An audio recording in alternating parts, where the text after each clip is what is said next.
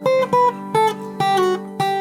listening to Inside of You with Michael Rosenbaum. How are you guys? I hope you're having a great week. Ryan, good to see you. Good to see you too. Yes. There was a spider on this microphone 10 minutes ago. Are you serious? Yeah. Well, let's not tell the guests. I'm just letting you know that my life was in danger recently, and I am coming down from that. Most spiders aren't poisonous, right? I know this. But we'll clean the mic off nonetheless. I'm actually okay. And I'll get the exterminator. That's fine. I don't mind. I don't mind a spider. I don't either. They do so. I never would kill a spider. No, ever. I really try not to. I don't do it unless it's like a black widow. Amanda makes me try to kill spiders all the time. No, it's bad luck. I try to put them in a cup as often as I can. It's God's creatures. I know.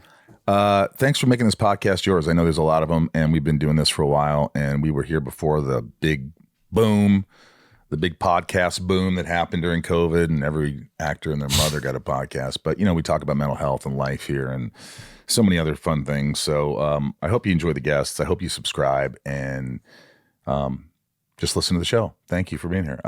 Also, my patrons, folks that support the podcast in more ways and give back to the podcast, you are awesome and couldn't do the show without you. Patreon.com/InsideOfYou. There's so many tiers. You can get gifts from me and YouTube Lives and Zooms, and you can even be on the show. So check out the tiers. Go to patreon.com/InsideOfYou.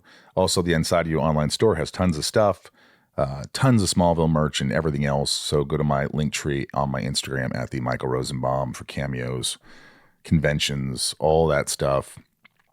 And I really appreciate you. So thank you. We got Bobby Lee here. He's an old friend of mine. We did a movie called Kicking It Old School. And I love him. I don't get to see him very often. And it was a real treat. He's Bobby. He makes me laugh, and he's out of control. But he seems happy. I can't tell with Bobby. I can't fucking tell with you, Bobby, if you're happy or not. All I could do is talk to you as a friend. But it was a joy having you on. I appreciate it. I know you're a busy guy with your bad friends. Speaking of bad friends, no, he's a good friend. I really love Bobby. I think he's one of the funniest people I've ever met, and he's got a huge heart.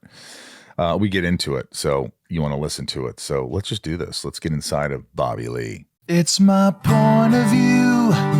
You're listening to Inside of You with Michael Rosenbaum.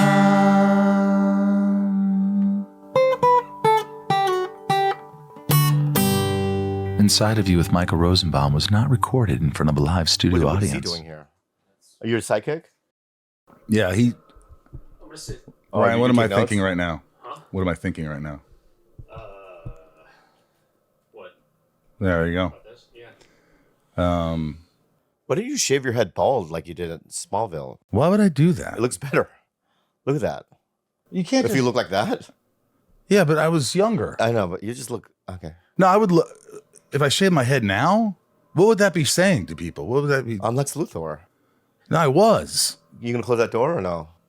No. Why?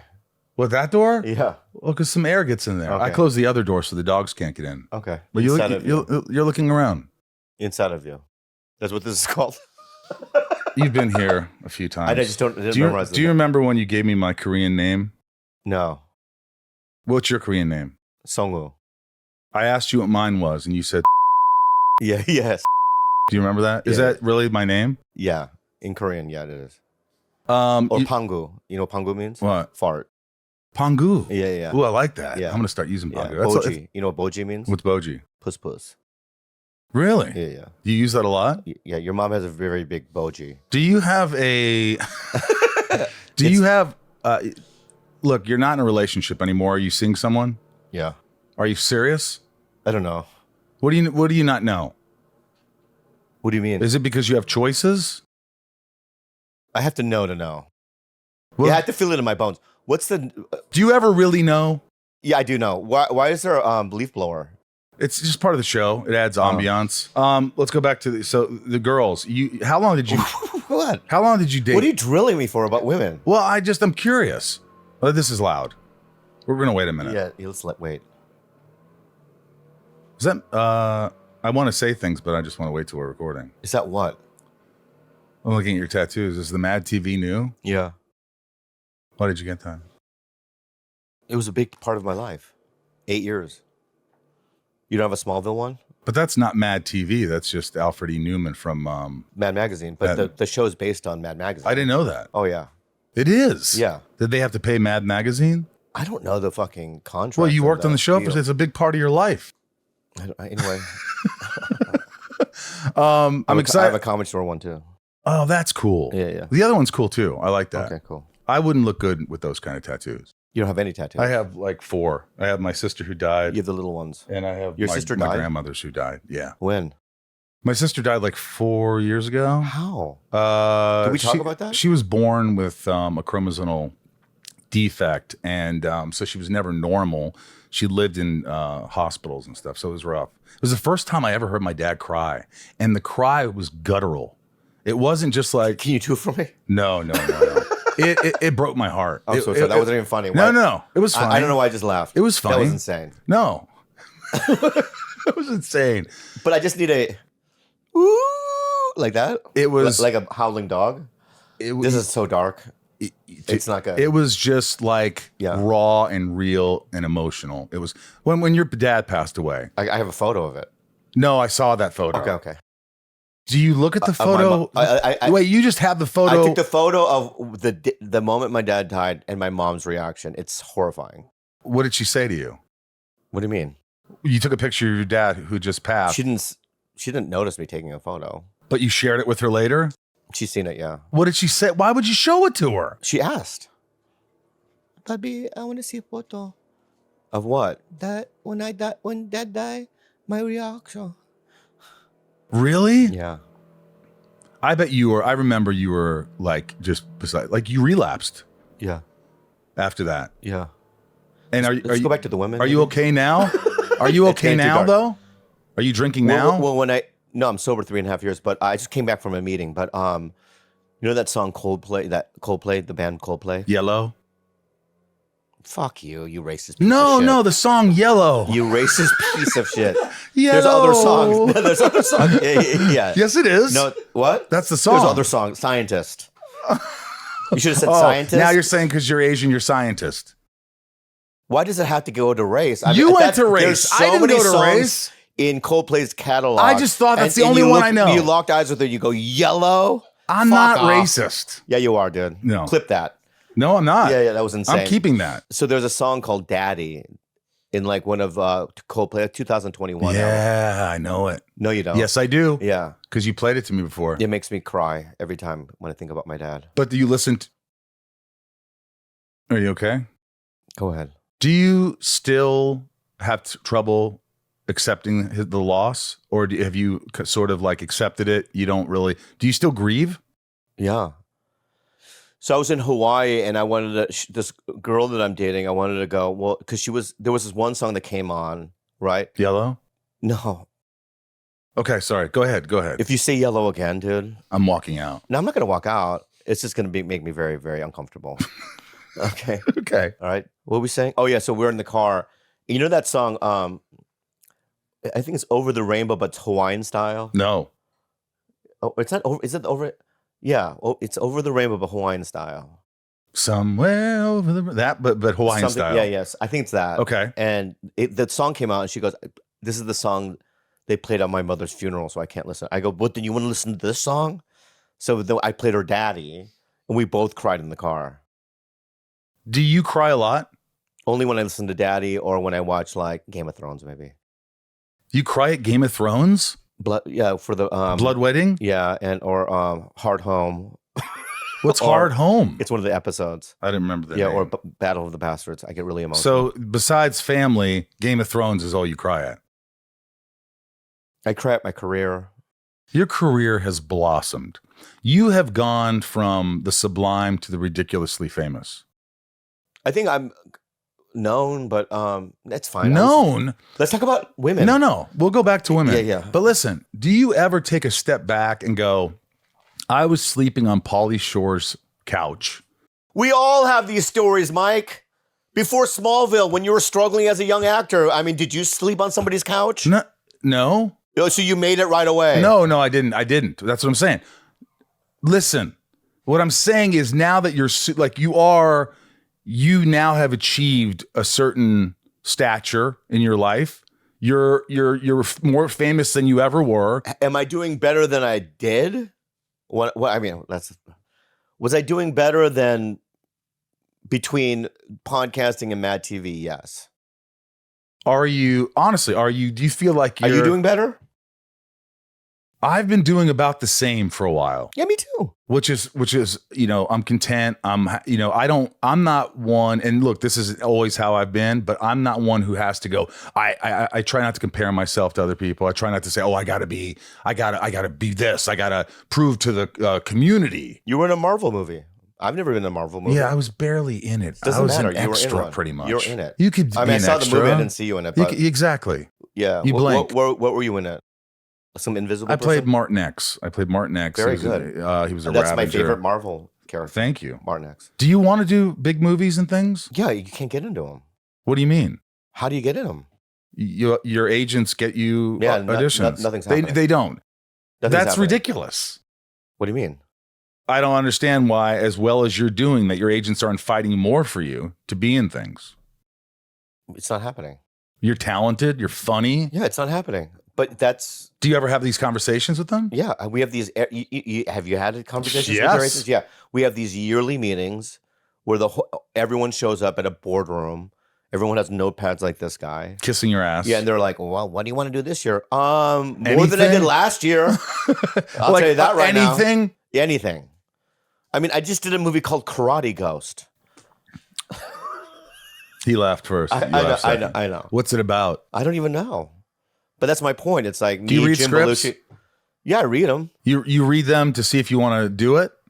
Listen, those days, I used to track movies, like when Crazy Rich Asians were being developed. I was calling my agents and then they're like, they don't want to see you. You know what I mean? And does that hurt? Yeah, but so I tried all that and then it doesn't work. So then you're like, so I just stopped trying, really. Who would you want to work with if you could work with someone that you think about? Like, I'd love to work with that person. Well, anyone that's good. Yeah. I would do one line in a Tarantino movie or any of those gigantic directors. Would you do a series that filmed in Canada? Yeah. You would just take on a series. What would you do with Bad Friends and Tiger Belly? We would work it out. I mean, Andrew's out of town all the time, and we work it out. Do you film at Andrew's house? No, we film at a studio. What are these questions about Bad Friends for? Well, I was just wondering. Yeah. But you could work that out if you had to. That's what I just said. Yes. Yes. Thank you. Yeah. You're still the same. I haven't seen you in so long, and How that's long? primarily your fault. That's not really true. 100%. Let's see each other. Nothing. Hey, I hope you're well. You too. Well, have you had a party since I last saw you here? Do I have to have parties for us to do something? Like a social engagement. So you want to be around other people, not just me? Well, we don't. Yeah, I guess. Yeah. Why is that? So I can go to one camp and the other camp. Do I make you uncomfortable? No, shut the fuck up. What are you talking about? We're friends. Bad friends. Like when I see no, we're like not. when I see you when you open the door, it was it's like seeing an old, seeing an old friend. It is. No, and I understand that. I do. I'm giving you shit. Yeah. I love you. I love seeing your success. I love being with you. That's all. I want to be with you. What's so bad about that? That's not good. I'm gonna start calling you up and saying goodnight. No, don't, because I never text you back. That's true. Yeah. But you probably text certain people back pretty quickly. If I'm in business with somebody and I need, like, if it's like a financial thing, right. I text them back. Let me ask you this: who do you hang with? Who are your friends that you? Let's go to a Korean. My best friend's Gene Hong. You know Gene? No. He's like a writer, producer type of a guy. He's Korean. He's probably. Is he funny? Yeah, he's very funny. Yeah, but in his own way. I mean, he's not a comic, but he's like. And then I hang out with a guy named Dumbfounded. You know him? Dumbfounded is his name. Yeah. No. He's a hip hop actor. What do you guys do? Like last night we went to Gabon, which is a new Korean spot. I'm gonna check it out. What's the one place you took me to? Sukbuljip. Do you still go there? No. Why not? It's too smoky. Really? Yeah. Just, they use coal or whatever. So you go, what's the new spot? There's a bunch of new spots.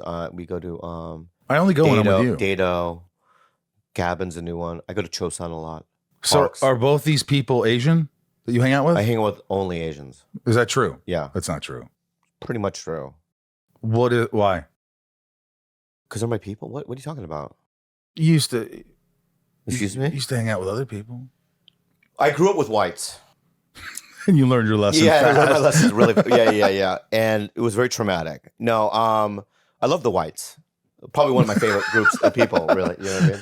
I can't say I love the Asians. Yeah, you can. Okay, I do. Yeah. I love all people. Can I say that? Yes, Yeah. yes. But I grew up with a lot of whites and done that over it. You know what I mean? You've been there. I love them and I do business with them, but they call me yellow. No. Let's be No. honest. Yeah. This show is sponsored by BetterHelp. You know, we can find support in some very surprising places.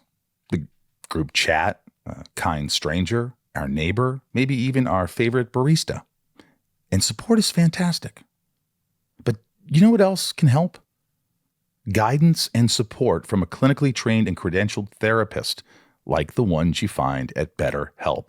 Just fill out a short questionnaire that helps identify your needs and preferences, and BetterHelp's 10-plus years of experience and industry-leading match fulfillment rate means they typically get it right the first time.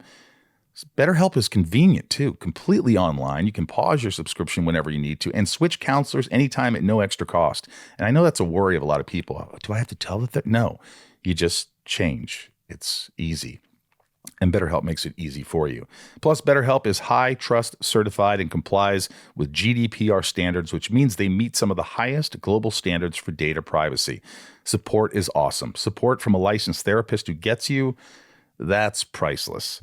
As the largest online therapy provider in the world, BetterHelp can provide access to mental health professionals with a diverse variety of expertise. Find the one with BetterHelp. And our listeners get 10% off their first month at betterhelp.com/inside. That's BetterHelp, HELP.com/inside. Inside of You is brought to you by Rocket Money. If you want to save money, then listen to me because I use this, Ryan uses this, so many people use Rocket Money. It's a personal finance app that helps find and cancel your unwanted subscriptions. Crazy, right? How cool is that? Monitors your spending and helps lower your bills so you can grow your savings. And you know what's great? It works. It really works, Ryan. Mm-hmm. Rocket Money will even try to negotiate lowering your bills for you. The app automatically scans your bills to find opportunities to save and then goes to work to get you better deals. They'll even talk to customer service, thank God, so you don't have to. I don't know how many times we talk about this, but you got it and they helped you in so many ways. And with these subscriptions that you think are like, oh, it's a 1 month subscription for free and then you pay, well, we forget. We want to watch a show on some streamer and then we forget and now we owe $200 by the end of the year. Yep. They're there to make sure those things don't happen and they will save you money. You know, Rocket Money's 5 million members have saved a total of $500 million in canceled subscriptions, with members saving up to $740 a year when they use all of the app's premium features. Get alerts if your bills increase in price, if there's unusual activity in your accounts, if you're close to going over budget, and even when you're doing a good job. How doesn't everybody have Rocket Money? It's insane. Cancel your unwanted subscriptions and reach your financial goals faster with Rocket Money. Download the Rocket Money app and enter my show name, Inside of You with Michael Rosenbaum, in the survey so they know that I sent you. Don't wait. Download the Rocket Money app today and tell them you heard about them from my show.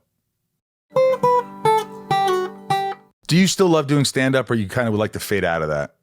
What? No, I'm doing a special for Hulu. You didn't tell me this. I'm telling you now. When does it come out? I haven't shot it. I shoot it in January. Can I come to this taping? It's in San Diego if you want to drive down there, yeah. Big theater? Balboa Theater, yeah. Is anyone opening for you? I have some warm-ups, yeah. Why? Do you pay your warm-up guys? Well, when I go on the road, I pay for my openers, if that's what you want to know. Right. Do openers get paid well? $300-400 a show, maybe. Okay. Which is the going rate. Right. And you do an hour for your special. 45 minutes. It's written, ready to go? Not ready to go, no. Or written. Do you get help with it? Or do you write it all yourself? Will you let me answer one question? All right. Well, go ahead. Right. So what's the first one? The first one is you have 45 minutes. Do you write it yourself? Yeah, I write it and then I bounce the material off of some trusted comics. Who are those comics? One guy his name is Ramzi Badawi. He's Palestinian. I didn't want to bring him up. You did. And it's totally fine. I'm sure he's kidding. very. I know. But he's very talented, but annoying. But yeah, I'm doing that, and then me and Andrew have a Hulu animation show. I know. I auditioned for it. I know. Thank you. You came close. No, I didn't. You did. Did I really? But here's another thing about that is I wasn't supposed to tell you, but I'm not Asian. no, What? there's only one Asian. Well, there was actually 5 Asians, but Yeah, there you go. what when you do an animated pilot, it's 5 minutes long. Oh. So we animated a 5-minute scene. That's what we were casting. Yeah. But there's so many more characters, so we'll reach out to you when the thing gets picked up. Look, if we do. I'm happy for you. Thanks for reading. It's awesome. Thanks for reading. My pleasure. Did Yeah. you know I was going to read? Yeah, You actually said, "Hey, have him read." I heard it. You did. Yeah. And it wasn't bad. It was great. Oh, good. Yeah. That's great. So it's you, Andrew. What you think you think that I think you're lying? I'm not lying. No, I know. What? You looked at me like you thought I hear was it. lying. I didn't hear it, Okay. but I heard. I knew you didn't. I heard it was good though. Who told you it was good? Hulu and Fox. And then they said, "But we should go a different direction." Just like that. Well, then because we had Eric on. What part did you read? I don't remember. I don't. This is great. See that you're getting into the We have Eric Andres on it, Juliette Lewis, brilliant. and some other people. But So you got great people. You got famous people. you're famous. I'm famous. You're so talented, dude. No, But when we did Kicking in Old School, I was like, Michael Rosenbaum's in this. That's how I met you. I know. Yeah. We became buddies I after know. that. But I couldn't believe there was somebody that made me laugh like you. I don't laugh a lot. I really don't. Like genuinely laugh, but you make me laugh. you make me laugh. I think it's your laugh that makes when you really have a good laugh. It's not my instincts. My comedy instincts don't make my laugh. No, that's true. But you know what it is? You're like, you want to make people laugh. You want. I really don't. You want everybody to have fun. I don't. You don't think that's true about you? I think it's just a facade. No, it's not that. It's just socially, I just don't know how to act. So it just comes out in weird ways, but So you're uncomfortable? a little bit. I think it's uncomfortable. I'm uncomfortable. Yeah, I could see that in you. Yeah. But can't There's you see? a lot of Lex Luthor stuff in here. Can't you see that about me? Yeah, but it's like I don't have any of my face on. Well, you weren't in anything that people remember. Okay, that's rude. But anyway, We're okay, friends. good. We Yeah. can do this. No, but seriously, Sunspin, it's one of my favorite albums. hey, we have our third album coming out. Yeah, You've never I love listened you to guys. one. You didn't No, listen. I You didn't saw you listen to guys- my audition. You didn't listen to my music. You don't think I listened to Sunspin?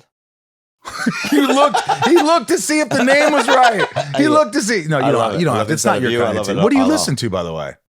Lately, I've been trying to get into Turnstile because that's the new band that everyone loves. I don't know that. Yeah, but I'm trying to get them. But and if something new comes around, I try to listen to it. But very picky. I like shoegaze a little bit. I like. But go back dream to pop. go back to the other thing. What the women? Go back to like you're uncomfortable around people because don't you know that that's I feel the same way. Don't you think that that's I've always felt like I didn't belong. So what I do is I try to compensate with making people happy, making people laugh. Then once they're in, then I'm like, okay, I fit in. Do you feel like that about you? Yeah. Yeah, I don't feel like I belong. Do you feel like you belong now? No. Yeah, I mean, In a lot of ways.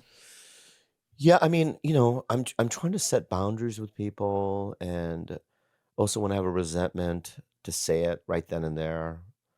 I'm trying to do a lot of things that because I lie a lot, and What do you lie about? everything. Like listening to Sunspin?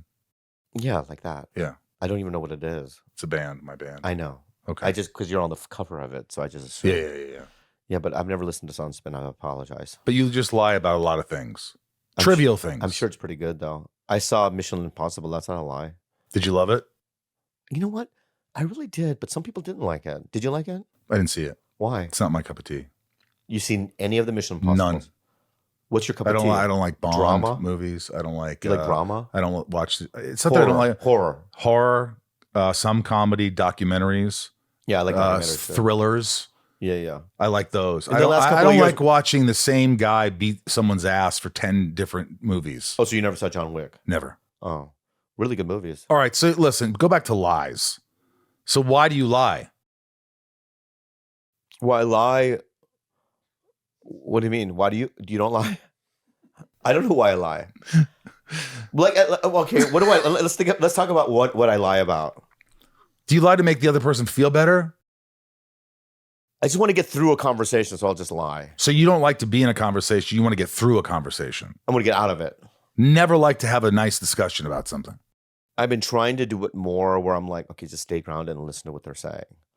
But for the most of the part, it's most, but I don't really care. But I try to, like in a relationship, you have to.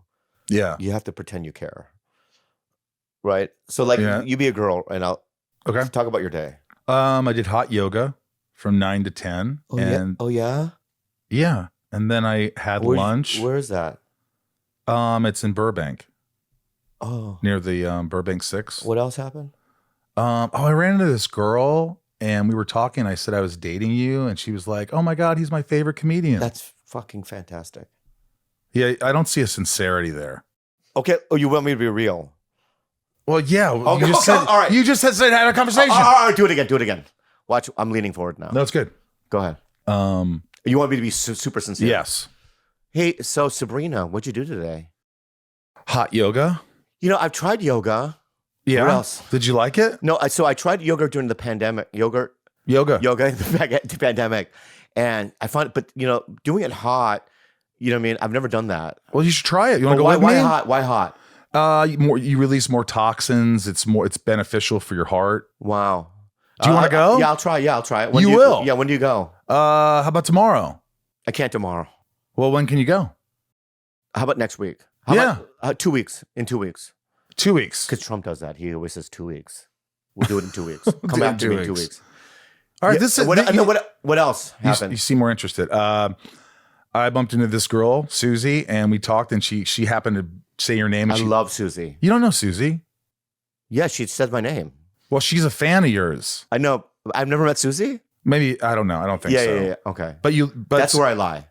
See, I caught you in the lie. That was a genuine conversation, and you were caught in the lie. That's where I lie. Because okay. Yeah. But you don't like, because I noticed. Because I don't want to be in a situation like, Susie's really good friends with you.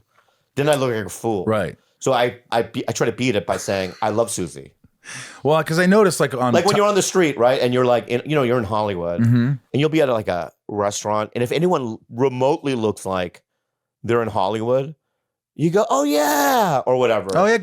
Yeah. Because you don't want to burn a bridge. Yeah. Right. So it's like, hey, I'm a big fan.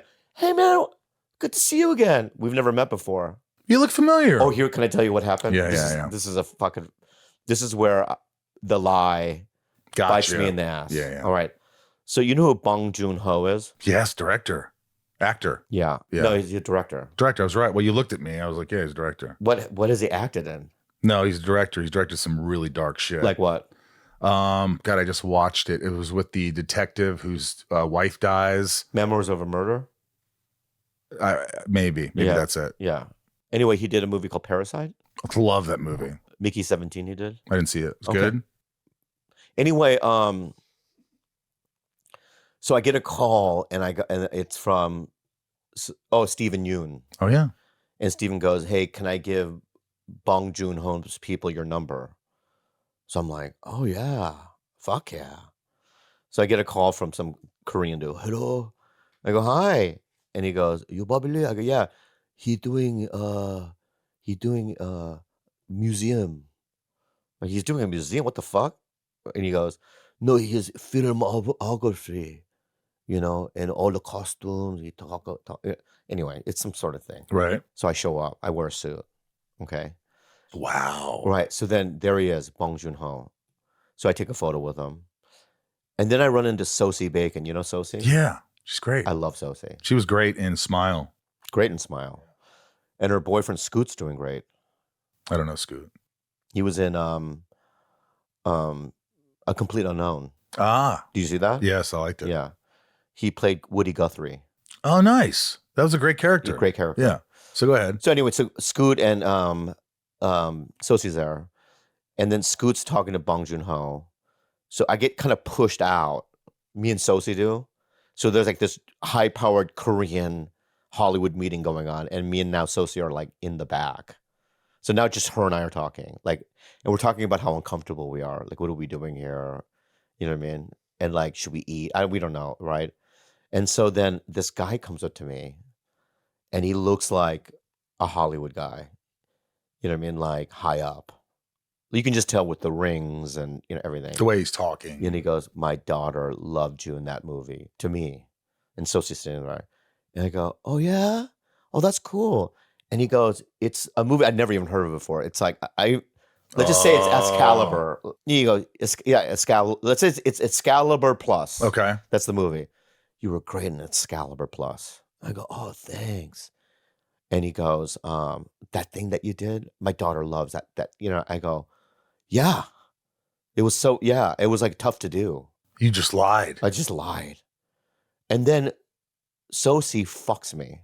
And she goes, "Was it animated or live action?" I go, "Live action." And the guy goes, "It was animated." And caught me in the lie. Did you say, yes, it was animated. No. You froze. I froze. And I looked at Sophie and I go, "You motherfucker." You were just Out loud. embarrassed. Did you? In front of the guy. Did you blush? Were you? I blushed. And she goes, "What?" I go, "I was lying." Right? And he goes, "What? You lied?" I go, "Yeah, because I didn't want you to." The reason why I lie is because I get a lot of that.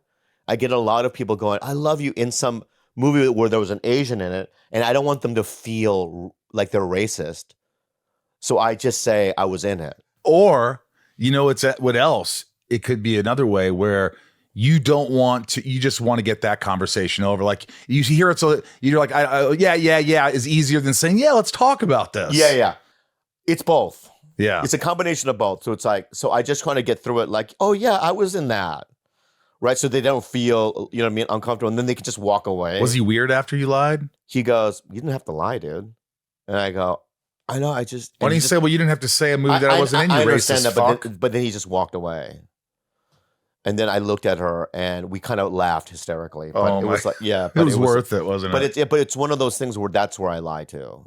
Do you go to therapy? Yeah. A lot? Yeah, so my therapist says you should have just, because I'm not responsible for how he feels. Right. Right. I take on their responsibility. So from now on, I'm supposed to go, "Yeah, I wasn't in that." So have you done that since? Well, no, I haven't had the opportunity to but do, you but will. I can't wait. You know what I mean? You're gonna be like, "Hey, I wasn't in that. What? You're going to say it. Yeah, I'm going to, just let's practice. Go ahead. All right. I loved you in Crazy Rich Asians. Oh, yeah. You know what, sir? I wasn't in that movie. What? Yeah. Oh, it was this other movie I was thinking of. It was, what else were you in? Well, I don't want to play that game either, sir. Oh. Yeah. Well, I mean, don't feel uncomfortable. But it's like, because now I'm going to be in a situation where I'm going to rattle off my thing. I hate that. And then none of it's going to be what you know. Right. And then we're in a conundrum, and then we're both going to feel and weird. You feel bad about yourself. Yeah. So, sir, can we just move on with our lives? Yeah. Sure. All right. So good to meet you. But you were great in Excalibur Plus. Yeah. Inside of You is brought to you by Quince. I love Quince, Ryan. I've told you this before. I got this awesome $60 cashmere sweater. I wear it religiously. You can get all sorts of amazing clothing for such reasonable prices. Look, cooler temps are rolling in. And as always, Quince is where I'm turning for fall staples that actually last. From cashmere to denim to boots, the quality holds up and the price still blows me away. Quince has the kind of fall staples you'll wear non-stop, like super soft 100% Mongolian cashmere sweaters starting at just $60. Yeah, I'm going to get you one of those, I think. Oh, nice. I like to see you in a cashmere. Maybe a different color so we don't look like twins. Their denim is durable and it fits right, and their real leather jackets bring that clean, classic edge without the elevated price tag. And what makes Quince different? They partner directly with ethical factories and skip the middlemen, so you get top-tier fabrics and craftsmanship at half the price of similar brands. These guys are for real. They have so much great stuff there that you just have to go to Quince. Quince. I'm telling you, you're going to love this place. Keep it classic and cool this fall with long-lasting staples from Quince. Go to quince.com/inside of you for free shipping on your order and 365-day returns. That's QUINCE.com/inside of you. Free shipping and 365-day returns. Quince.com/inside of you. Inside of You is brought to you by NHTSA. Ryan, I don't understand it. I mean, people know that when you drink alcohol, you get a buzz. Mm-hmm. Eventually, you get drunk. Mm-hmm. So why do they think they could drive an automobile and do it well, yeah, safely? Mm-hmm. It's impossible. Mm-hmm. You make bad decisions when you're drinking. Yeah, that's a fact. To me, it's just like, why? Forget about you for a second. It's about other people. What if you kill somebody inadvertently? What if you ruin their life? And then you're like, you're not a bad person, but you did something stupid, and now you're in prison for the rest of your life. Drinking and driving will change your whole world. Whether you get pulled over or get into a crash, things will never be the same. Getting a sober ride will change your world for the better. Drive sober or get pulled over. Paid for by NHTSA.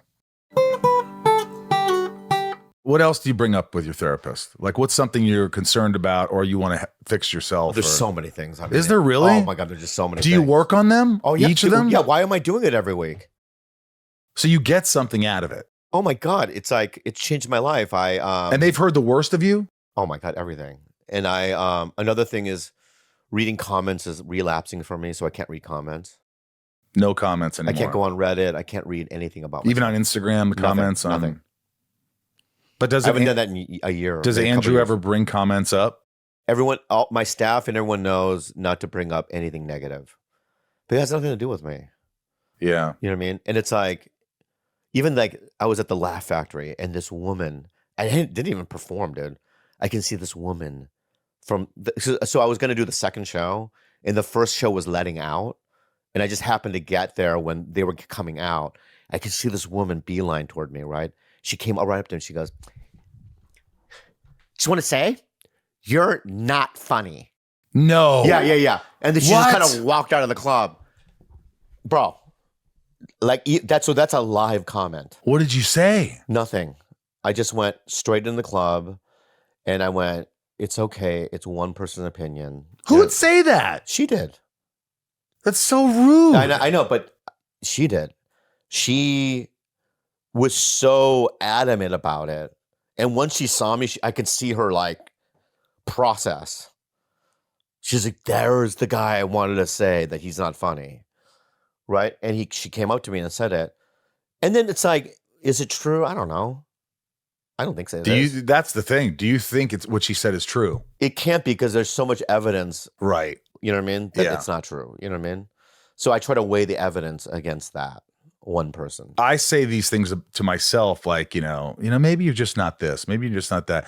Well, is that true or is that just a thought? And you have to kind of You never get negative? Yeah. Like what? What's wrong with me? That's not a negative thing. No, like why are you so impatient? Why are you why can't you just be? That's not negative though. Why do you put up with bullshit? Why do you Those aren't negative things to me. Well, it is because but do you ever have anything negative about what you're sensitive about, which is talent?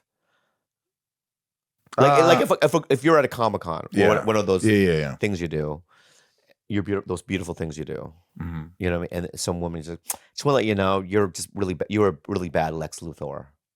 You're a bad actor. See, I would immediately say, well, you're the 0.001%. Ha! Just kidding. What does that mean? In other words, you're the only one that thinks, you're one of the few that thinks that. Yeah. My ego would step in the way and say, hey, in a funny way though, not being a dick, like, hey, fuck you. I would never do that. Hurt you at all in any kind of way? No, because I know that's not true. So you're healthier than me. I know it's not true only because of the fans out there and so many people that I provided joy for and like done the show. So if it was a lot of people, if it was always like, oh, he wasn't a good Lex Luthor, if it was constant, then I'd be like, maybe she's right. Maybe I wasn't good. Maybe I didn't do my job. But I felt like I did my job. But there's other things where. Are you my therapist? You got other things like what? I mean, there's just things. Sometimes my appearance, sometimes I look in the mirror, I'm just like, fucking, you're a 6. 7. Well, if You're 7. I always say I'm a 6, but a 10 in personality, so I'm an 8. You're 9 in personality. You're still a 7. Yes, I'm a 7. 6. Yeah. What are you? A 4. No. For being a Korean dude, listen. Go ahead. It depends on what you like. I'm in another category. I'm other. When you dress up and you try, you're like good if you see a looking. bunch of pandas and then you see a red panda, like how do you compare the pandas against the red panda? They're just different. I don't. The red base it panda's on- smaller, red. You know what I mean? Yeah, I don't think like that. Though. Okay. Well, I do. Do you look in the mirror and think I'm handsome? No. You don't. No, because I've seen movies before. Like I've seen Brad Pitt where I'm like, Well, nobody's Brad Pitt. I'm just saying I've seen what handsome is. Henry Cavill. Yeah, Handsome. Yeah. But he's such a rarity. Those I'm guys just saying are that that's 10. right. So if you're looking at 10, right? Like I have eyeballs. You Even ever- if I look at someone like Stephen Yeun, I'm like, oh. You know who I bowled with once, maybe 6 months ago, was Charles Milton. I don't know who that is. He's like a half Asian hot actor right now. He's in everything. He's in Beef 2. He was in that movie Warfare. You see Warfare? No. Okay. Great movie. Okay. And I went bowling with him, and I was looking at him during bowling, and he was so nice to me. And I just thought to myself, oh, that's a 10. Why? Just his leather jacket, the way it drapes over his hunky body. His face. He had a motorcycle, so when he came into the bowling alley, he took it off, and he waved his hair like this. Do you think that's not pretentious? No, it was beautiful. And little squirts came out of my penis. I don't know if it was pee or cum, but something squirted out. Jesus, you go there. What do you mean? You went there. It was arousing. Why can't I be real? But you're real. But that's that's insane. normal. That's insane. I look at Ryan, who's my engineer. Who's and Ryan? This is Ryan? This is Ryan. Hi, Ryan. You've been sitting next to him for 40 minutes. Good to see you. And I look at Ryan and I go, man, Ryan's a good-looking guy. Let me frontal? When he shaves, by the way, you can't really see it. But look at those piercing eyes, dark eyebrows. He's like Ryan's a. He's a. What would you rate Ryan? Solid 8. I would say 7. No, I would say 8. Solid 8. Okay. Good looking, good personality right there. An 8. An 8's a good one. Okay. Because he's got all the other things. He's a really nice guy. He's smart. I don't know why. What's Matt Rife to you? Who's that? He's like the hot, good looking, very funny, young comic that's Show me a picture of him. blowing up. Show me Matt Rife. You don't know Matt Rife? Oh, yeah. He does the Trump. No, he doesn't. The Trump impressions? He does the Trump impressions. Yeah. He does impressions? You mean Shane Gillis? No. I don't know Yeah. that person either. You we've made it abundantly clear that I don't know anybody or anything. Well, I mean, you're not in the stand-up world, though. Yeah. I'm going to look it up. Get out of it. It's too depressing. Show me a picture of Matt Rife. And I'm going to tell you right now if I think he's handsome. He is. I'll be as honest. a comic? No, not as a comic. I don't look at people. As a human, he's a 9, for sure. Matt Rife. Here we go. Got it. He's cute. He's kind of got a Slavic look. He's got good hair. He's young. If I saw him, I'd go, yeah, 8. He's an 8 too? Yeah. Okay. You shave him, you put on a suit, and you make him younger. Okay. I think Matt's a good-looking guy, but I also think Ryan's a good-looking guy. I think you're a good-looking guy. I think that's where I know your eyeballs are not right. No, I look at you. Yeah. I think when you make an effort. I don't have low self-esteem. I know what I provide to the world. I like the way I look. I wouldn't change it for the world. Okay. That's not what I'm saying.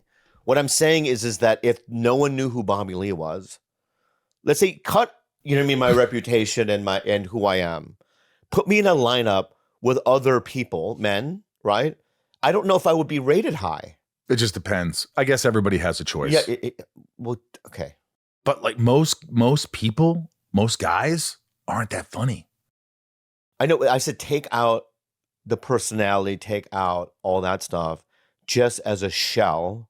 Just as like I don't looking. Know. Yeah, I don't know. Yeah, I don't know if you'd be rated that high. I don't think I'd be rated that high. Like I said, a 6. Yeah. 6? Yeah. Let's go 6 then on both. For me and you. Yeah. Okay. So you want to be higher. No. That's what that If was. you look at me and you think I'm a 6, I want you to tell me the truth. No more lies. All right. I think that you're a 7. Now you're just trying. You're I'm lying. being real. No, I'm being real. A 7. Yeah. And if you're a 7, I think I'm a 6. What if we were both in suits? 6. What do you mean? You can't put fucking Christmas lights on shit, and Right. it's still shit. Yeah. I know you and Kyla are still, my God. still very close. So I'm going to tell you, I'm talking about whatever I want to talk about. Okay, go ahead. But Kyla, you're still very close. Yeah. So I was in Hawaii I just got back 2 days ago. Okay. And I was in Hawaii with her and her boyfriend. Do you like him? Yeah. He's a nice guy and super sweet guy. And we went to the beach together, went to a museum together another day. Are you comfortable? Yeah. You feel totally comfortable with him there? Are you lying? I mean, she dated the exact opposite of who I am. So he's white? No, he's way browner. He's Asian? No, he's Samoan-y. Okay. He's 6'4". Good looking? Kind of if you put Jason Momoa and then you put some like Moana elements into it. What would you give him ranking? He's an 8.5 for an Islander. Yeah. No, take out the Islander. Just 8 then. okay. Yeah. What would you say Andrew Santino is? Honestly, Take out the red. no. Keep the red? Keep the red. Nothing but looking at him. He's definitely an 8. I think he's a good looking guy. I think he is too. Yeah. He an is. 8. He's got a good. He's also very athletic. He's charming. Yeah. But looking at him, I would definitely go 7.5, 8 for sure. Yeah. Yeah, he's better looking than me. Yeah. No, Who's a better actor? You guys are both good actors. he's a really good actor. He's I a was very good surprised actor. because I didn't know, and then I started watching some stuff that he was in. Yeah, he's so good. He's really good. He's good at He's natural. He's also good at everything. His instincts, like when we're doing a couple of animated shows together, and one of them is a movie, and it's a pretty big movie. And so they put us, because we're in the animated movie together, like, you know what I mean, in scenes. So they have us in the booths together, and he gives me a lot of notes. Do you like them? He's always right, but it drives me crazy at the time, but he's always right. You just want to go in there and do it. And He's like, he goes, "You're rushing that line." I go, "What do you mean? You say it like this." And then I want to go, "Fuck you, I'll do it my way." But when he says it, I'm like, yeah, that's the way it's done. Do you guys ever honestly get mad at each other? Like you're like really pissed at him? Here's the thing. And this is a lesson that I want to teach everyone that's listening right now, right? Why did Wham break up? They didn't. Simon and Garfunkel.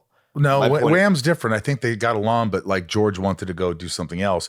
It's different for who's the other band you said? Simon and Garfunkel. Simon and Garfunkel. They hated each other. Yeah. So, when you're in a duo, right? Egos run amok. Okay. You have an ego. We both do. And resentments can build up pretty quickly, especially when you're together all the time. Yeah. Some people do more work than others. And I know my role in that. He does way more work in the podcast than I do. So I give him some slack and room. And like, for instance, in a business situation, sometimes I'll give him more of a percentage on stuff. Does he ask you? Or do you just say, offer it? No, I offer it up. Because, I don't want to cause, because we have a good thing going, and I don't want to cause any rift because I don't want to break up. So you have to do a lot of that. You know what I mean? Do you honestly, without lying, do you love him? I love him like a brother. Right. No, I like a war hero. Like, not war hero, like we're in the same platoon in Vietnam. But sometimes you get to set and you're going to film and you're already upset about him about something. I'll say something like, hey, dude, when you said that in front of that person in front of me, that really hurt my feelings. And what will he say? He'll go, really, that? Which will make me even more mad. Yeah, that. And then he'll go, okay, I'm sorry. And it's genuine? Yeah. Does he do that with you? Yeah. What's the one thing that bothers him the most that you say? No, because you're trying to. Because these are closed doors. I don't want to reopen a door. Is there something he would say that knows it will trigger you? We both. Okay, it's so funny. We both know things about each other. If we said one thing, not would it trigger us, We could say one thing that would just completely make us not ever hang out with each other again. That extreme. Oh yeah, we know. You have something. I know his buttons, and he knows mine. You both have skeletons. That's a weird way to say it. Well, is it something historical about you, or is it more personal about you? It's just things that we're sensitive about. We all have things that we're sensitive about. I don't know yours yet. Oh yeah, there's plenty. But there's probably something so deep and cutting that I could say that will make you go, "Oh, I can never hang out with that guy again." Like if you said something like, I don't want to know. You don't want to know it? I don't want to have bullets in a gun. No, but you would never use that. I might. No. You would. Okay. Anyway, but you do have stuff, right? Yeah. Okay. So that's my point. So with me and Andrew, we were very sensitive about it. He called me today. In fact, on my way over here, he's in New York. And he calls, how's it going? You know, these are some of the things that are happening and what's going on. You know, we check in with each other when he's out of town or whatever. So it's a really good, healthy, as healthy as it can get. That's great. We've been together for 6 years almost, you know? I mean, we've been friends way before that. And George produces it. George Kimmel? A little bit, yeah. Do you like George? Some of his beliefs I don't believe in. I mean, he has certain beliefs. I'm like, what are you talking about? Right. Yeah, I mean, and I don't even bring those up because it'll get me all crazy. It's You do bring them up. No, it's very like, he grew up on a farm, which I love. I love farm people. And I really do. I love rural. Sure. Yeah. Hardworking people, good people. Right. You know what I mean? But there's certain beliefs that I don't believe in. Leave it at that. We'll leave it at that. I think you should leave it at that. Yeah. And there's probably beliefs that you have that I don't believe in. Do you take any I do. Anyway, what do you take? Do you take anxiety? I take LibraryJen. I take Ritalin. Ritalin? Yeah. Doesn't that make you just like all over the place? No, it calms me down. So how much do you take? I don't know what the 5. But you take it every morning? No, only when I need it. Do you have anything else? Are you healthy? Do you I take a Tenolol, which is a beta blocker sometimes. For stand-up? No, for acting. Do you get nervous still when you do stand-up or acting? So you can go up in front of 1,000 people, 2,000, 10,000 people, and you're not nervous. No. But when you're acting with a small crew and they say action, why? Because I have no control of, I have to do it the way they wanted to do it, really. It's a lot of this. It's like you do a take, and you can look at Video Village, and they're all having a discussion. Right? I'm going to get fired. No, you don't think that, but you go, oh, I'm about to get a hella notes. And I can't handle it. No, I can handle it, but it's like, they come to you and they go, yeah, good take. It was all wrong. I go, okay, yeah, you're supposed to be more quiet. You know what I mean? It's like, it's too aggressive. You know what I mean? Yeah. And it's also, you're saying all these words wrong. So you like more control. Well, when you're doing stand-up, you can say whatever you want. There's no right or wrong. Right? So it's like, no one after your set comes up to you and goes, well, this part, you know what I mean? I mean, you let the audience dictate, you know what I mean, if it's good or bad. Right? So I can handle that. But it's like, when somebody, like, you know, you have a writer like Aaron Sorkin or somebody like that. I mean, you have to say it the way they want it said. And you have to do it the way they want to do it. And I think in situations like that, it doesn't feel as creative. You know what I mean? Yeah. Or like they'll do like I was doing like maybe 4 or 5 years ago. I was reoccurring on a show. I don't want to mention what it was. Was it bad? No, it was a good show. They just never asked me back after a couple of seasons. But I remember sitting there and I had no line. Like it was like the scene where there was a lot of people in it. I literally had no line. I was sort of just in the background a little bit. So, you know, I'm in the scene, but I'm like, well, who gives a fuck, right? And then I hear cut, and then I can see the director come up to me. Me. I had no line. You know what I mean? It's kind of embarrassing. It's embarrassing. And he comes up to me and he goes, energy! And then he kind of walks away. And all the other actors are looking at me. I'm like, so then what does that even mean? So now the next take, I'm like trying to exude. So I don't know what the fuck he means. You know what I mean? Did it work? No. Then he came back for another note? No, but I'm just saying, it's like I did the same as I did the last time. My point being is that it's not fun. Do you like acting? Sometimes I do. Yeah. Sometimes I'll be like, oh, that was because they keep your take. That's what you like. And See, it is control. They keep your choices and the way you're doing it. You know, like my instincts where it's like, I think this is the way, and they don't give you, and sometimes they'll give, I don't care if they're moving you in a certain direction or if you're kind of lost, that's fine. But it's like when they're like kind of liking what you're doing and you're coming to a compromise, I like. Yeah. And then you're watching and you go, oh yeah, that's pretty much what I thought it was going to be. But sometimes it's like, they're so controlling. You're like, and then you see it like, yeah, look at how stiff I am. And like, I don't even know what the fuck, what that. I shouldn't have listened to that fucking guy. Yeah. Sometimes it's that. And then it's like, it's not fun. I understand that. 100%. There's something about when you do a take and they're like, yeah, that's what we want to do. And they just give you a little note here, a little note there. That's fine. And you're still doing it the way you want to do it. Yeah. But when they're in there and they're just like, coming up to you and say, energy. Yeah. To someone who doesn't have any lines, it's like, I don't know what the hell, were you asleep in the scene? Well, I had this one director once, maybe years ago, and he goes, you have to walk in like this. And I'm like, no, what? It's not even real. You know what I mean? But I envisioned it like, he was like a first-time director.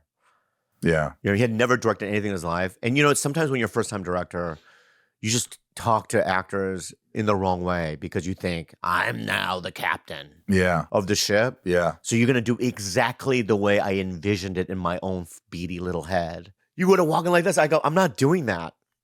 It's not real. It doesn't make sense in the scene. And it caused tension. But it's just like, sometimes you have to put your fucking foot down and go, that's not real. And you felt good about it. I felt bad that we didn't really get along after that. Because he kept doing it. Yeah, say it like that. You know what I mean? It was like crazy. It was like, and the movie was terrible. You ever work with any guys that are assholes to you on set? Oh my God, dude. So many. It's the history of my career. Why? I don't understand that. I hate screamers. You've had people yell at you? Oh my God, yeah. Like really yell? Oh yeah. What did they do? Oh my God, dude. I can't even, fuck. Be real though. I don't want to dredge up stuff, but you don't have to say their name. Okay, good. I've had people go, who was it? This guy, I had a guy say out loud, you're not an actor. You're the worst actor. In front of the crew. Oh yeah, in front of the crew. I had another screamer, you know what I mean, scream at me about like, what do you have sides in your hand? In my day, we memorized our lines a month before. You know what I mean? That kind of thing. And so for that one, I went up to one of the producers and I go, because I was reoccurring on it.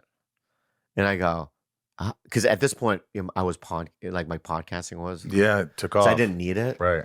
So I just walked up to the producer and I go, dude, if I'm ever back here, dude, I don't ever want to work with this director. It was a director? Yeah. And he goes, all right. And I go, okay. And then I never worked with him again. He called you out and said you're not an actor? No, that was not that one. That was it, right? The guy memorizing the lines was that guy. I just don't like screaming because it's like it's what my dad used to do. Yeah, me too. Me too. Yeah. There's so you've never had a screamer. No, I had somebody. Well, tell me the screaming. You know the story. Tell me. Inside of You is brought to you by Shopify. Listen, if you have a business or you're starting a business, small, large, medium, I don't care. You got to have Shopify. You have to. Listen to me. If you want to sell products, Shopify is where it's at. It's so easy to navigate. I talk about this all the time, but it's true. Even I can do this, and I'm not that tech savvy. You don't need to be with Shopify. Really, I upload a picture of my product. I put a description. I put how many I have. It's all on the same page. I weigh it on my little scale, 5 ounces. It's so easy. They keep track of what you have left. They keep track of analytics of how well your product's doing. If it's not doing well, not to buy more. Shopify is just so easy to use, Ryan. I don't know how else to say this, but I'm saying it. Shopify is the commerce platform behind millions of businesses around the world and 10% of all e-commerce in the U.S., from household names like Mattel and Gymshark to brands just getting started. Get started with your own design studio. With hundreds of ready-to-use templates, Shopify helps you build a beautiful online store to match your brand's style. Accelerate your content creation. Shopify is packed with helpful AI tools that write product descriptions, page headlines, and even enhance your product photography. Yeah, get the word out. Get the word out like you have a marketing team behind you. Easily create email and social media campaigns wherever your customers are scrolling or strolling. And best yet, Shopify is your commerce expert with world-class expertise in everything from managing inventory to international shipping to processing returns and beyond. I'm telling you, shipping and handling is so easy. Everything is easy with Shopify. Turn your big business idea into cha-ching with Shopify on your side. Sign up for your 1 month, $1 per month trial period and start selling today at shopify.com/inside. Go to shopify.com/inside. That's shopify.com/inside. I was on set and this director comes in and I just get makeup, an hour and a half, shave my head, all that shit, and I go on set. And I'm in a great mood. It's a Smallville. And I'm in a great mood. Yeah. And I walk on set and this guy beelines right to me and goes, "You are fucking my day. You're fucking my day, man. You're late. You come in here late. I got a lot of setups." And I go, and the AD comes over and goes, "Michael, we'll talk about this after." Had you worked with this director before? No. Oh, so if Day people one for me. If people don't know, you got to explain it to people. Yeah. When you're on a show like Smallville, every week is a different director. Is a new director, right? And so, okay, continue. And I just was like all of a sudden, I felt like it was my dad screaming at me, and my body's numb, and my mind is tingling. I love it. I've been there. I love the tingling. It's tingling. Trauma. I'm just like embarrassed. Yeah.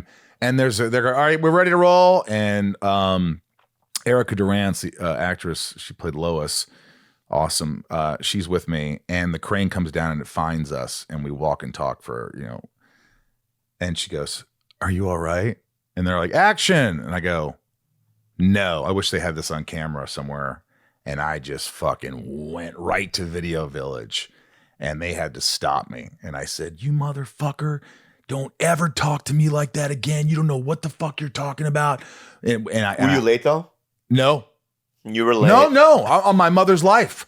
It was absolutely foreign to me what he was talking about. And he laid into me, and I lost my shit, man. Wow. I was going to. Did he apologize? I was gonna really grab him. Like I was going to grab him. Wow. They had to stop me. And they took me aside, and I went to my trailer to cool off. Oh, you're one of those. I love it. No. I needed to. Cool, I go, "Guys, I need." They actually said, yeah. So I went to the trailer, and I was just like hyperventilating. I can't believe someone talked to me like that. What did I do wrong? I felt like a kid being reprimanded for something that I didn't do. And I was I can remember the feeling. And they came and they say, "Listen, we got to do this show. He was wrong. He admits it. He wants to say he's sorry. Can you at least please?" And I go, "Yeah." And I came outside, and he goes, "I was out of line. I'm sorry. I thought you were late. This is what they said." I go, "Listen, man, I don't care if I was late.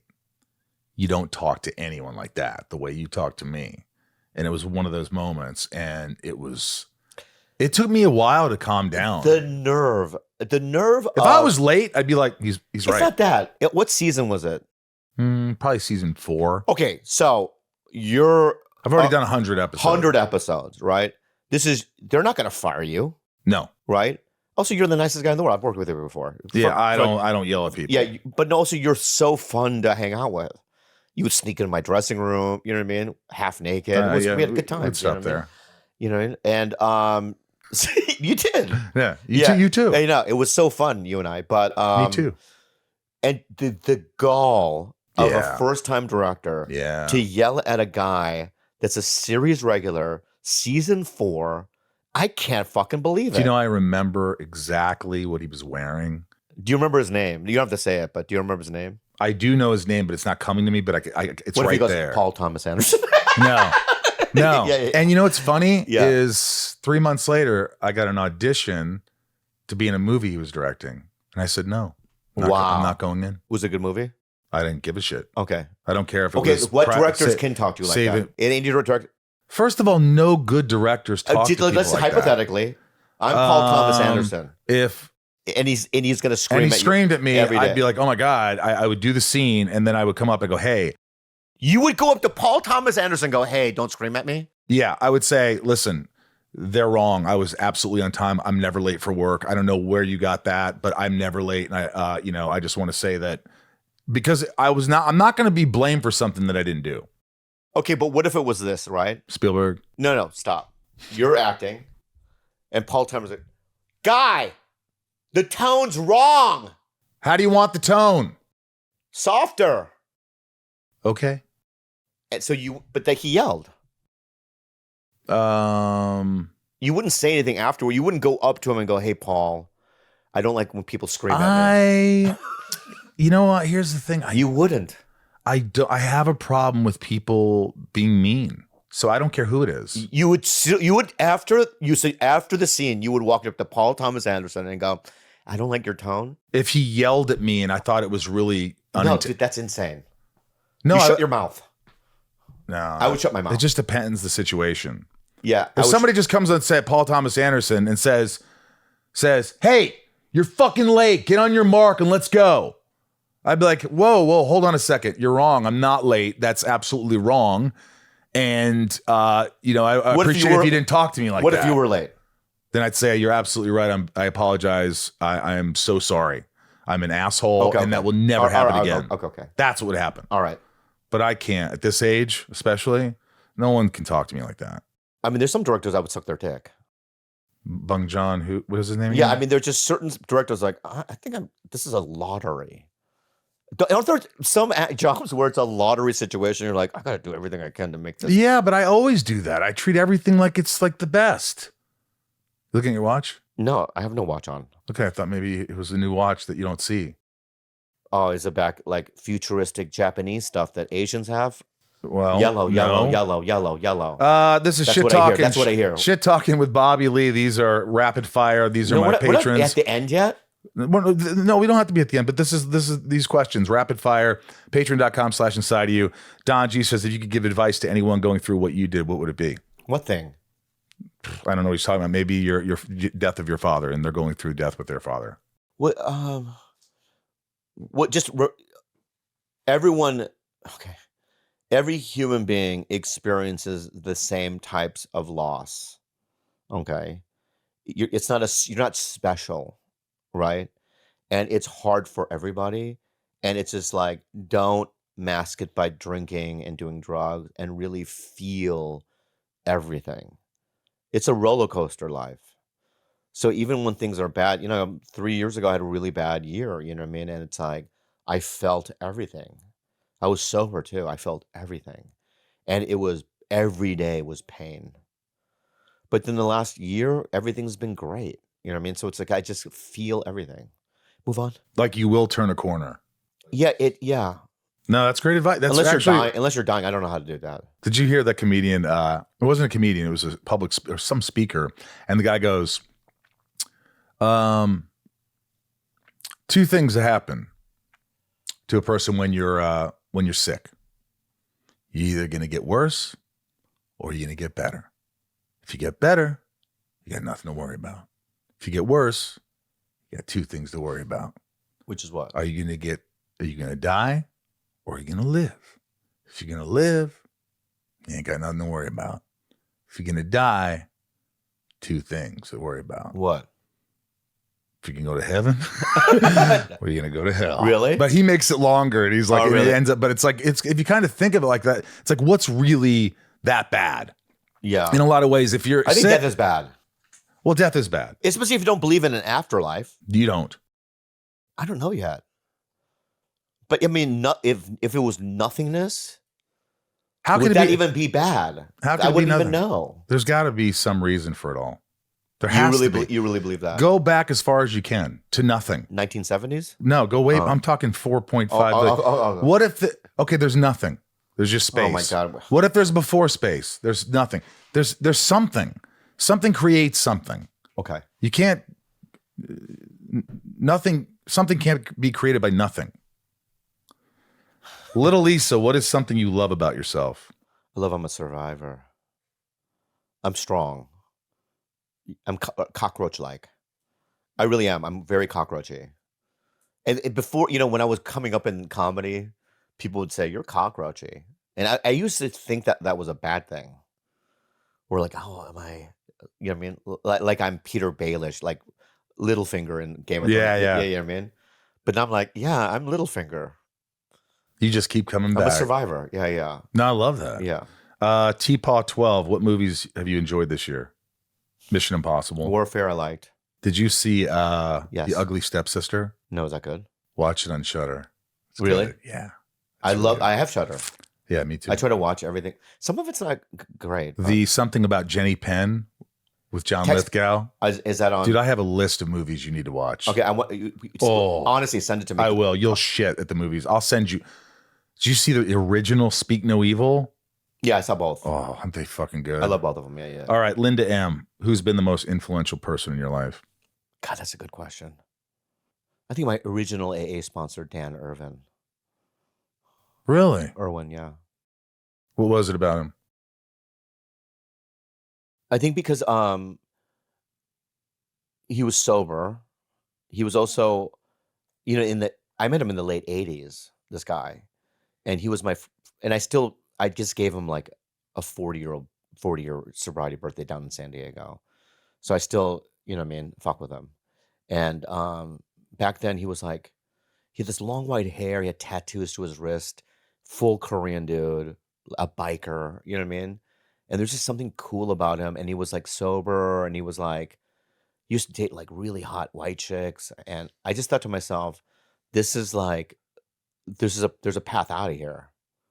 You looked up to him? Yeah, because in my mind, I'm like, oh, I'm only going to date like a 4'2" Vietnamese girl named Ting Ting or something, you know what I mean? And that's my future. But after I met Dan, I was like, oh no, the sky's the limit. And it's true. Wow. Yeah. Jen T, how do you work through challenging moments in your life? I don't know, man. Okay. Starla S, one word to describe yourself as a person. Cockroach. Cockroach, yeah. Cockroach. Cockroach-like. Yeah. How hard is it to be sober? Is it really No. I've never had problems with alcohol. If you maintain your sobriety, it's easy. If you don't, it's hard. It's like, it's odd. There is a spirituality to it, and it's, the obsession to use and drink has been removed, and I don't know how. It's always been a mystery to me. It's like, why am I not doing it now? You know what I mean? And I always, equate it to something out there removed it from me. Yeah. I don't know if it's true or not, but it really is. It feels true because I don't think about it, And there's something about like, I went to a meeting earlier today at noon, and it was a meeting that I started at the Improv. So it's like, it was originally a meeting set up for comedians. But sometimes I don't go, but like, sometimes I'll go, because in the beginning I went every Wednesday, but now it just kind of survives on its own. You know what I mean? To go back and visit, to see people, there's something not gratifying. There's something about Rewarding about it. You know what I mean? Yeah. But yeah, anyway. No, I think that's great. No, but I'm asking because are these random questions? A loved one. Okay. No, that's over. Okay. A loved one. Someone I really adore. Who? And love. I'm not gonna say, but they went to a treatment center. And do you think it's vital for them to continue the therapy and the AA? Yes. After they're not going to survive. Daily maintenance. Yes. You have to, because it's not about I just think that drinking and using drugs is just a symptom of your problems. I think the core of it is like this deep, selfish, obsessive thinking. You know what I mean? And the only way to get out of that thinking is to help other people. Yeah. You know what I mean? And so it's like, even when I go to a meeting and I can just shake somebody's hand, or, you know what I mean? Since I'm a comic and I'm successful, to see younger comics see me, you know what I mean, still be sober, influences them. Like, look at him. Because, I would not be here without sobriety, because I got sober originally when I was 17. And I've only had small gaps of relapsing. So everything that I have today is through being sober, you know what I mean? Or, so it's like, I don't know. You know what I see? Hmm. I know you're trying to deflect now because you just said something really profound. I didn't say anything profound. No, you've said a couple things profound. I think, knowing you so long, seeing where you are now, you definitely matured, like in a really strong way. Like there's just certain things about you, principles, things that I'm not sure that you really took as seriously as you do in the last couple of years. I just don't care as much about how people perceive me or feel about me. You really now don't. Because it's not true. Like a lot of it's not true at all in any way.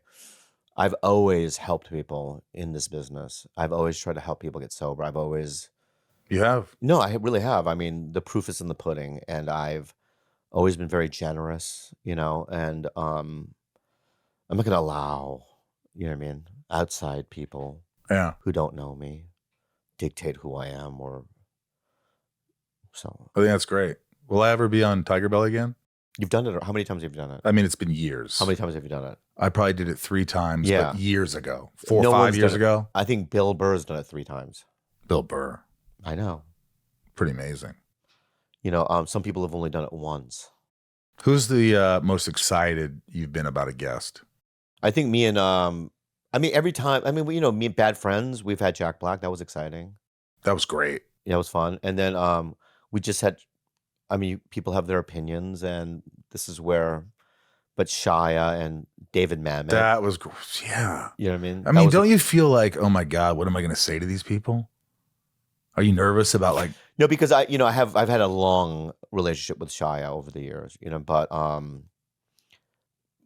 based on sobriety. So not him, but David Mamet was, but Mike Binder? Of course, I love Binder. Yeah, so Binder was the connection between Mamet and me. You know what I mean? So Binder, no, it wasn't Binder, it was Lige, a guy named Lige. I don't know It wasn't Lige. Okay, you don't have to. Yeah, I don't know Lige. You don't have to. I did a movie called Sweet Dreams with Johnny Knoxville and Theo. And all those guys. Yeah. And so Lige was the director. Anyway, Lige goes, you know what I mean? Mamet wants to do it to promote his movie. I go, and so he gave me what he was about. And then also he got educated about what Bad Friends was, that I don't know anything. I'm dumb. You know what I mean? I'm going to ask dumb questions. Like, right. One of the questions I asked him was, is directing hard? And it's like, did Adam or did Andrew they all laugh. No, everyone laughed. Right. But it's like, yeah. So I mean, be you. Yeah. Just say what the hell you want to say. Yeah. I think it is very hard. Yeah. You've directed, yeah. It's incredibly hard. Yeah. It's incredibly hard when you have no money. How many did you do? One? I just did one feature, but I'm trying to get money to do another one. But dude, no money to shoot 17 days in like Indiana with no budget, with no. How much do you need? Thing is, people always say, just shoot on your iPhone. Yeah. I need good sound. I need good production value. I need good makeup. Are you scared though about AI? Because I just had a meeting with a big company, and they're like, we're developing a show primarily AI. You want to use your voice and your likeness. Yeah. And I'm like, it was like a real credible company, and I was like, I got scared. I'm like, wow, it's coming. And it's in a year from now, it'll be completely. Well, commercials, photography, you won't need any of it. None of it. So I feel bad for them. Yeah. Also, dude, it's like with robotics and all that stuff. I mean, 5 years, what are people going to do? I know. You won't need actors. I know, but when it replaces accountants and all these other jobs, what are people in this country and on this planet gonna do? I feel like it's maybe a bad analogy, but I'm one of those guys who wants to keep umpires in the game because sometimes they make bad calls, but most of the time they're fine. And it's character. But is corporations gonna want to put umpires still in the game? I don't think so. But they're trying to put these machines in the baseball where it's just then there's no discrepancy. It's a strike, it's a ball. Yeah. You know what you're going to get. It's perfect. I like a little imperfections. I'm imperfect. Yeah, but companies don't have to pay. Yeah. The AI or the robot, you know what I mean? They have to pay the empire. And so I don't think, especially with corporations, I think we're fucked. I think it's a terrible time to be in the business, but like. Showbiz is done. Well, I don't think it's done. Look at me right now. It's done. But there's still so many shows around, so many things being made. But what I'm saying to you is, okay, I don't want to be Debbie Downer. I know a guy who's on 2 shows, and they're high profile kind of shows. No one knows his name. That's okay. My point is that, and these shows are like the 2 shows I'm talking about are 1 in a million shows. I mean, they're the ones that all the critics and everyone are talking about. Right. Still, they don't know his name. My point being is that you know this town. You go right now. Go on Warner Brothers lot. It's Dead. Coyotes are walking around. You know what I mean? It's dead. You know what, though? I think the industry in a lot of ways did it to themselves, because why isn't it easy to film in California? It should be the easiest place on earth to film in Hollywood, California. It should be the best grants. We have the facilities, the talent. And they want to make money, and they want to make this more thriving, this industry, then do that. I don't know. Well, I mean, we talked to Gavin about tax breaks in LA or whatever. Is that what it is? Yeah, we're trying. I mean, why don't they just give? I don't know. But Michael, listen to this. Like, let's talk about Theo's podcast. All right. What TV shows do better numbers than his podcast? Not many. Not many, dude. Okay, that's my point. So it's the new norm is going to be people with YouTube shows. The reason why I'm here doing your podcast is because I'm guest starring on a TV show. What show? The Inside of You with Michael Rosenbaum. Oh, yeah. This is a show. Oh, yeah. I mean, it's like, my point being is that you won't need them. You're not going to need it. And the reason why people listen to Bad Friends, right, is because comedy in Hollywood is watered down. There's too many gatekeepers. There's too much censorship. Yeah. Right. And people are getting it from the tap. No, there's a lot of people that don't like our styles. They think that we're whatever, I mean, yeah. I can tell you vulgar or whatever. Yeah, people say, but it doesn't matter. There is a large group of people on this planet that like what we're doing. You know what I mean? So it's like, as long as you have that support. So for me, it's like, I do get auditions still. I get auditions like, hey, you want to do, a scene in this show that nobody watches? And I'm like, no. Plus I have to read for it. Fuck off. Yeah. Why should I do that? For no money? For nothing. Yeah. Oh yeah. Yeah. 2 days, $1,500, a day. What is it going to do for you? And you're like, oh yeah. And then my agents and my managers take 40% of that with taxes. I come away with a couple $100. I'll just do my own shit. Thanks. Yeah, I'll just do my thing. Yeah, that's my thank point. You. Now, if there was no such thing as podcasting, yeah, I'd wait in line like everyone else. But then, because if there was no YouTube, there was no social media, there was no TikTok, et cetera, right? It would be like the olden days where we would have to. They had gatekeepers. Mm-hmm. We'd have to see Allison Jones. Yeah, you know what I mean. Casting and we'd directors. have to. You know what I mean. There's more of an excitement, dude. That is true. There was more of an excitement. Yeah. Now it's just like everybody, and this relates to everybody who's listening right now. Many of you are working from home. There's that. I know you don't want to go into work, but like there was sort of like a connection, and everybody's working, and you go, hey, let's go have a beer after, or let's go hang out after. All that. It seems like it's gone. When I auditioned for Mad, and there was hundreds of sketch people, that auditioned. Yeah. And it came down to me and some other guy. But they hired both of us at the end of the day. But getting that call, remember? Mm-hmm. You got it. You will never feel that again. Well, thanks for being here. I mean, but you know what I mean? No. That lottery call, and then I remember I was in my Volkswagen. This is when cell phones first came out, so I had one of those Nokia things. Yeah. Right? And you can barely hear your agent, but like, you got it, right? And then congratulations, this and that. And I hung it up. And I remember sitting in my car for like an hour, just looking down and just in that dreamlike dreams come true feeling. I haven't felt that in years. How about you? I got one 2 months ago.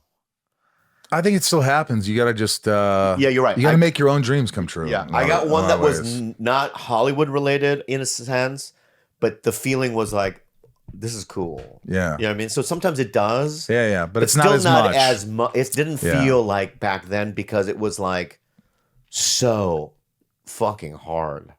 Yeah. It was hard. No. You know what I mean? Give me your top 3 calls. Thanks for being here.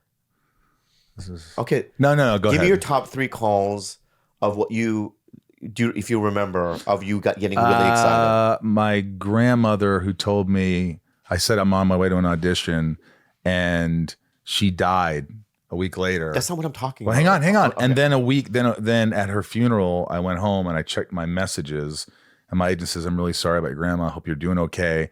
I want you to know you got Smallville." And it was the audition that she said you're going to get, and she's never said that before. And when he said that, I closed my eyes and I just sat there and I cried. And it was just like it was a nice moment.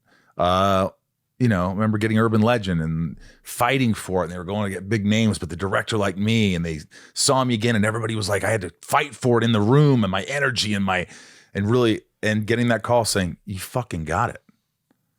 Shit like that. Yeah. It's a good feeling. It's a good feeling. It pays off. It's just not, I haven't had one of those in a long time. Can I tell you one, and it didn't work out. Yeah. It did work out. Yeah. But it was a magical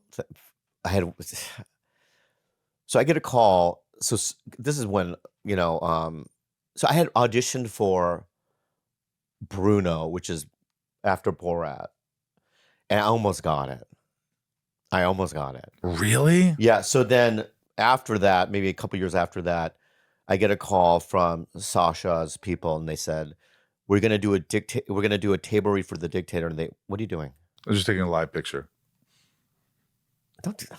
I wanted to do it. I wanted to take one. I never do that. So I thought I'd take a picture. Guy? It's just extra stuff to put on the. I should not finish what I'm saying. Yeah, finish. I'm listening. Go ahead. About the I just feel like you don't care about this. Let's move on. No, I want to hear the end of this. Well, you took a photo of me during it. Yeah, because I want to capture a moment. All right. Go ahead. So I get a call. They said they're doing a table read for the Dictator, but you're not in the movie. They just need to hear it out loud. It was the most stressful table read I've ever been to, because I showed up and it was like Gary Shandling, Larry David, everyone, Apatow, everyone was in the crowd, like in this audience, right? And then in the panel was me, Nick Kroll. It was just a bunch of us, right? And no one had it, you know what I mean? And I remember afterwards, Gary Shandling and Larry Charles came up to me and they go, "You killed it. That was it." And I remember going, I already knew I got it. They were going to offer me. I just knew it. Just there. I was walking out and they kind of cornered me, you know what I mean? And they go, "Killed it. Good job." And I just remember going, oh, like I couldn't fucking believe it. Wow. You know what I mean? Yeah. So that was one. You know what I mean? That I always remember. It's amazing. Yeah. But then I can name you 10,000 disasters too. Oh yeah. You know what I mean? What did you do in there? Yeah. Yeah. Look, I love you. What was that you just did? I just did this. Yeah. Are we done? Yeah, it's too long. This is the longest podcast I've ever had. They're an hour or less. This one is 122, which means you're the longest podcast I've ever done. And you know what's so funny? I can tell when you're done. No, here's the thing. You're taking photos of me while I'm telling stories. No. Fucking crazy. No. Yeah. Here's why. I because in my mind I'm like, oh, they're gonna want to go. They got to get out of here. He's busy. He's got a lot of stuff going on. So it's for you, really. Okay. So can I ask you a question? Sure. How long was Dr. Zhivago? Too fucking long. No, I don't think so. It was about right. You think? Yeah. You think all these big movies now that are 3 hours are right? I mean, Mission Impossible was 3 hours. Fuck I that. liked it. I'm not going to a 3 hour movie. Okay, well, that's you. Yeah. But some people listening might want a 3 hour podcast. Oh, maybe they don't have anything to do after. You're not getting what I'm saying. I know what you're saying. I'm just fucking with you. I think you get ADHD. Like you get no. bored. Yeah. You did the list. Oh, what else? What else do we do now? Yep. No, I could talk Don't do the list. I could talk forever. Don't do the list then. You mean the list I gave? Yeah, the question. Well, that was from people. Because when you did that, I was like, oh, this is the end. I'm not going to end there. Let's keep going. Listen. Yeah, see, now you're drifting. No. What's wrong? There's nothing wrong. I might not come back You can't here make for me, 3 years. No, you won't come back for 3 years. Exactly. You won't. You won't come All right, back. well, thanks for having me on. You won't. Listen. Let's end it there. Don't you do No, don't do it. Yeah, I'm done. Don't do it. Yeah. Don't leave. All right. Hey, thanks for being here. All right. I love you. I love you too. Bobby. So funny. I don't know what else to say. I hope you enjoyed that. I mean, you got some real stuff in there. Yeah. You got some real stuff, some jokery stuff. He calls me, will you listen? He's been doing that to me for 20 years. Bobby, thanks, buddy, for being on the show. Yeah, and thank you again, you, for listening and tuning in. Hopefully you enjoyed it. If you really enjoyed Bobby Lee and you're like, hey, this guy can interview, then great. Then support me and subscribe and write a review and keep listening. And if you want to join Patreon, patreon.com/inside of you. If you want to join and help the podcast, we rely on our patrons to, help make the show. Yeah. It's as easy as that. Yeah. You've been going to therapy, Ryan? I have been. Yeah? Yeah. Helping? Yeah. Do you get everything you want out? Sometimes it's too short, or sometimes it sort of like it takes a while to ramp up and like, oh, this is actually what I wanted to talk about. It's and then you have to say, let's talk about that next week. And then you don't, and then you bring up something well, else. Write it down. I know. Your therapist should write it down. No, we do. Like, I know. Of course he does. But yeah, then it stops becoming the most prominent thing, and then something else happens, or maybe it is dissipated. Yeah, I have therapy tomorrow. We're going to talk about some stuff. I do too. Yeah, 10 o'clock. I'll be at 8. Okay, I'm not waking up that early. All right, thank you to all the patrons. And right now, we're going to give a shout out to all the top tier patrons who give to this show and make it what it is. Nancy D, Little Lisa, Yukiko, Brian H, Niko P, Rob B, Jason W, Sophie M, Raj C, LibraryJen, Stacey L, Jamal F, Janelle B, Mike Eldanzsupremo, 99 more, Santiago M, Leanne P, Kendrick F, Belinda N, Dave Hull, Brad D, Ray Harada, Tabitha T, Tom N, hi Tom, and Talia M, Betsy D. Good to see your name pop up here and there. I hope you're taking care of yourself. And Rhiannon C, like the Michelle A, Jeremy C, Mr. M, Eugene R. Hope that little fella's doing all right. Monica T, Mel S, Eric H, Amanda R. Kevin E, Jor L, Jammin J, Leanne J, Luna R, Jules M, Jessica B, Charlene A, Frank B, Jen T, Randy S, Claudia, Rachel D, Nick W, Nick, Stephanie and Evan, Stefan, Charlene A, Charlene. Gotta love Charlene. Don G, Jenny B, 7-6, NG Tracy, hi NG Tracy, and Keith B, and of course Heather and Greg. Grether, Ellie K, Ben B, Pierre C, Sultan of Swing, Dave T, Brian B. Hello, Brian B. and T. Paul. Gary F. How the F are you, Gary? Bradley H. Niall M. Niall. Love that name. Jackie J. We just talked to Jackie J. on the Talkville podcast. We sure did. Yeah. Maria R. Benjamin R. Other brother Daryl. You guys are terrific people. And thanks for supporting me. And from the Hollywood Hills in Hollywood, California, Ryan, I am Michael Rosenbaum. You are Michael Rosenbaum. And you are? I suppose I am Ryan Tejas. You are Ryan Tejas. I have been. Do you have my suspenders of disbelief? They're on top of my backpack. Oh, great. I'll put them back in the box. A little wave to the camera.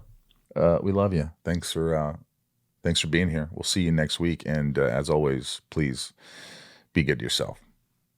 See you.